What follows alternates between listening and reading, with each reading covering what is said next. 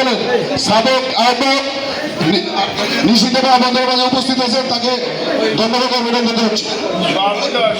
আমাদের মাঝে আরো উপস্থিত আছেন ঢাকা মহানগর পূর্ব ছাত্রদলের 4 বারের ভারপ্রাপ্ত সভাপতি সাবেক সিনিয়র সভাপতি হুমায়ুন কবির। আজকের এই সভায় সংক্ষিপ্ত আকারে বক্তব্য রাখবেন ঢাকা 9 আসনের। আজকে আমাদের এই ঢাকা 9 আসনের আজকের এই মত বিনিময় সভায় এই পর্যায়ে আপনাদের সামনে সংক্ষিপ্ত বক্তব্য নিয়ে আসেন সদ্য জামাত থেকে যোগদানকৃত জামাতের রোকন সদস্য, জামাত থেকে সদ্য আমাদের বিএনপিতে যোগদানরত আমাদের এই মার্কেটের বিশিষ্ট ব্যবসায়ী, বিশিষ্ট সামাজিক ব্যক্তিত্ব মাওলানা মনির হোসেন। ইতিমধ্যে আমাদের মাঝে উপস্থিত হয়েছেন বৃহত্তর সবুজবাগ থানা ছাত্রদলের সাবেক সাধারণ সম্পাদক জনাব এহসান ভাই আমাদের মাঝে উপস্থিত হয়েছেন, তাকে আন্তরিক শুভেচ্ছা অভিনন্দন জানাচ্ছি। এহসান ভাইকে মঞ্চে আসার জন্য অনুরোধ করছি। ধন্যবাদ। এবার যে বক্তব্য নিয়ে আসেন আমাদের মাওলানা মনির হোসেন, সংক্ষিপ্ত বক্তব্য দেওয়ার জন্য বিনীত অনুরোধ করছি। বিসমিল্লাহির রহমানির রহিম। ত্রিপাপাড়া কাপড় ব্যবসায়ী কর্তৃক আয়োজিত আজকের এই নির্বাচনী মত বিনিময় সভার সম্মানিত সভাপতি, আজকের সভার প্রধান অতিথি, বাংলাদেশ জাতীয়তাবাদী দল কর্তৃক কেন্দ্র ঘোষিত মাননীয় সংসদ সদস্য পদপ্রার্থী, বাংলাদেশ জাতীয়তাবাদী দলের কেন্দ্রীয় নির্বাহী কমিটির অন্যতম সদস্য, সাবেক সফল ছাত্রদলের কেন্দ্রীয় কমিটির সংগ্রামী সাধারণ সম্পাদক, ঢাকা 9 আসনের মাটি মানুষের নেতা, ঢাকা 9 আসনের গণমানুষের নেতা, জননেতা হাবিবুর রশিদ হাবিব ভাই, খিলগাঁও থানার বিভিন্ন পর্যায়ের নেতৃবৃন্দ, 1 নং ওয়ার্ডের অংশগ্রহণ বিভিন্ন পদের নেতৃবৃন্দ, সমবেত ভাইয়ের আমার, আসসালামু আলাইকুম ওয়া রাহমাতুল্লাহি ওয়া বারাকাতুহু। আজকের এই সভা এই জন্য আহ্বান করা হয়েছে যে আজকে ঢাকা 9 আসনের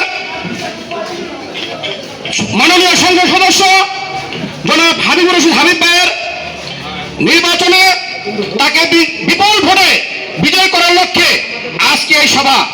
তাই আমি বলতে চাই যে আপনাদের ভোট ধানের শীষের পক্ষে নিশ্চিত করতে হবে এবং আপনার পরিবারের সদস্যবৃন্দুর ভোট ধানের শীষের পক্ষে নিশ্চিত করতে হবে এবং আপনার মহল্লার ভোট ধানের শীষের পক্ষে নিশ্চিত করতে হবে।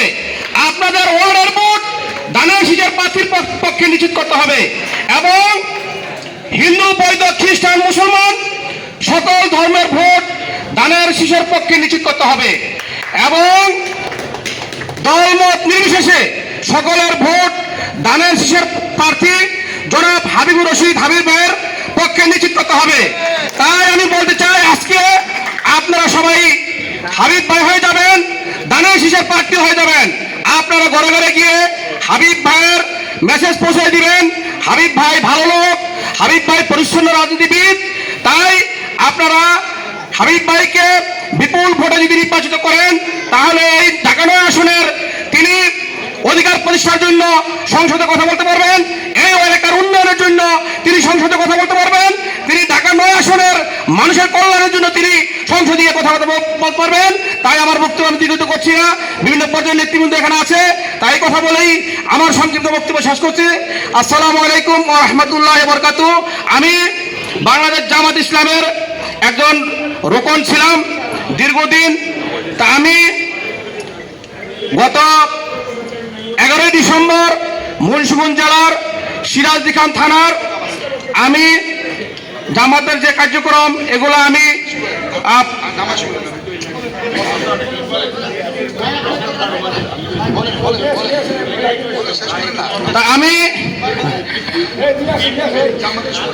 দাদা আমি এখন জামাতের সময় হয়ে গেছে, তা আমি আমার বক্তব্য দীর্ঘায়িত করছি না, তা আমি এই কথা বলি আমি শেষ করছি। আসসালামু আলাইকুম রহমতুল্লাহ। সব ম্যাডাম দেখে আছেন স্যার, আমি যেটা বলতে পারেন একটু আজকে সবাই নিয়ে আসেন, আসতে পারেন, অন্য সময় যাবে শিডিউল করা। ধন্যবাদ। আজকে আমাদের এখানে অনেক এই তিলপাড়া সময় কম। আচ্ছা, এই পর্যায়ে এই মার্কেটের পক্ষ থেকে আমি এই যে ফুল দিয়ে বরণ করে নেবে মার্কেট ব্যবসায়ীর পক্ষ থেকে ইলিয়াস, জামান, কুদ্দুস, রাশেদ, চাহিদুল, আকিব, ওয়াহিদ এবং কাজী, মোহাম্মদ কাজী, প্লিজ একটু আমাদের সময় জামাতের সময় যাচ্ছে। আজকে এখানে আমাদের এই মার্কেটের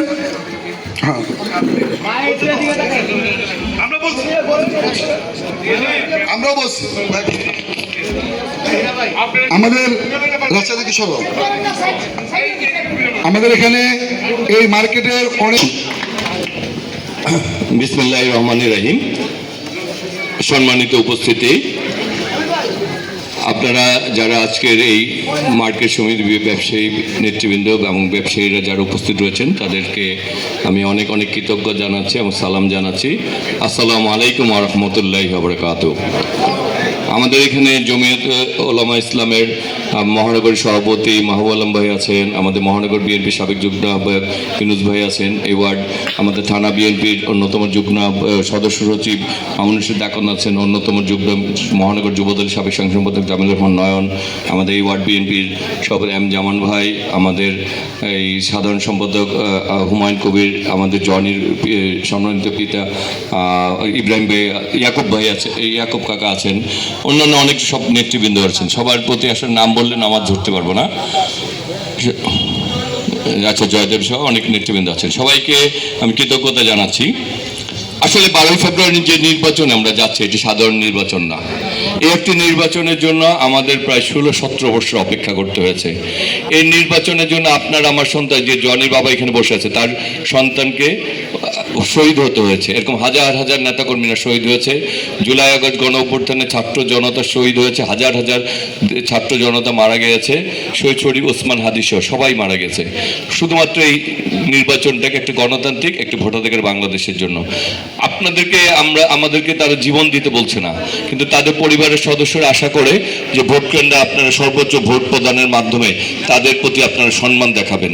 সেই কারণেই আপনারা সকলেই 12 তারিখের নির্বাচনে আপনারা সকলেই যাবেন, সবাইকে নিয়ে যাবেন এবং আপনারা এই সহযোদ্ধা যারা এই দেশের জন্য দেশের গণতন্ত্র ভোট জীবন দিল তাদের আত্মার প্রতি সম্মান দেখানোর জন্য নিজের ভোটটা দিয়ে একটি গণতান্ত্রিক, একটি নিরাপদ, একটি সম্প্রীতির বাংলাদেশ গড়ে তুলবেন।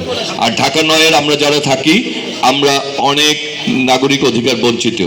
আমাদের এখানে অনেকেই বিভিন্নভাবে আজকে দেশকে মানে অস্থিতিশীল করে, ঢাকা নয়কে অস্থিতিশীল করতে চাই।